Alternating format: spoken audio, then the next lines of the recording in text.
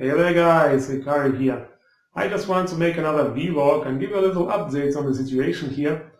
It has already been 6 weeks after the surgery and finally I do not need to wear the sling thing anymore, as you can see. So my arm is finally free to move around. Also moving is, of course, not as easy as one would think. Yes, after all this time being completely non-movement, it has become quite thin, as you can see. I mean, if you compare it to my left arm, which is healthy, just look how thin it became. It's incredible. I mean, of course, I have been working out with my left arm all this time to keep it in shape.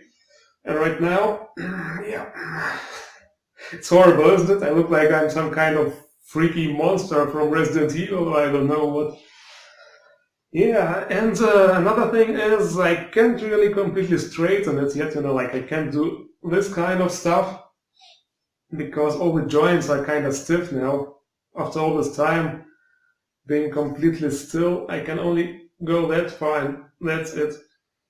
And with this joint, of course, as well, I cannot go beyond this. Of course, I have to work on it now. This actually happens because of muscle shortening.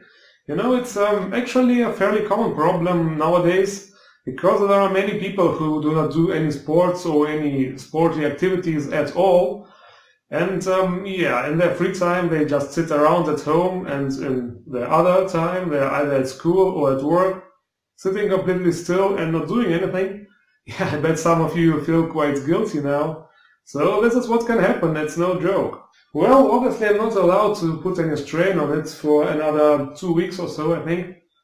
I hope it will be fully movable until then. So yes, we will see. Also the scar, it does look, well, it's not that big. It's as you can see, it has this S shape, and it's actually kind of small, it's not that ugly. Also, if you're wondering about this reddish stuff here and here, it has nothing to do with the surgery. Those are just birthmarks, I had them before. Well, since we're talking, there's actually another thing I wanted to address. I said in, I don't know which episode it was again, it was a couple of episodes ago of my weekly mod reviews, that I will probably make a Patreon account soon. I said it will be at 2,000 subscribers, and I'm slowly coming near there, so yes, I will probably do that.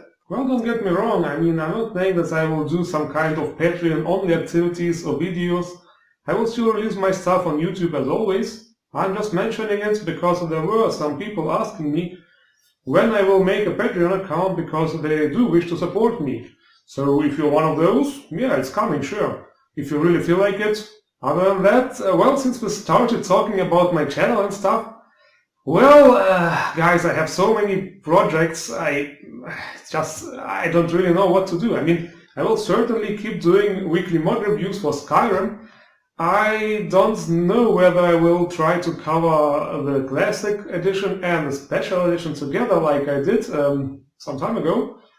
I also want to try and make some Fallout 4 episodes, like, not just a single mod like I did last week, but an actual episode with several mods.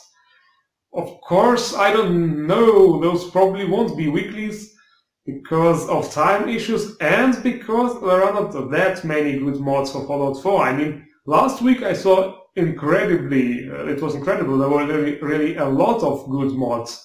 But it does not happen every week, it's quite seldom. So, yeah, what can I say? This is one thing, reviews. Then I actually want to make a lot of Let's Plays, not just Skyrim related, also Fallout related, also some completely other games. I know I said this once before in another discussion video, and yes, now of course I have some time, but still, it's really hardcore. I want to cover some modern day games, I want to also cover some old school games as a matter of fact, like, PlayStation or PSP, or I don't know, I don't want to go too far like Nintendo, Super Nintendo, no, that's not my thing. I don't think that's... there are a lot of people already who are doing this, but I am thinking about PS1, PS2, this area. Well, feel free to tell me what you think about all this. What would you prefer? I mean, I think the biggest part of my fan base, like 90% or even more, are all Skyrim fans, Skyrim players. Of course, I want to expand and address more groups, Well, don't worry, as I said before, I will stay on Skyrim. This is solid. This will probably continue until the next Elder Scrolls comes out, and then I will continue with that one. So yes, as I said before, tell me what you think, leave your opinions in the comments. As always, I thank you all for watching, and we shall definitely see each other pretty soon. Ikari signing off.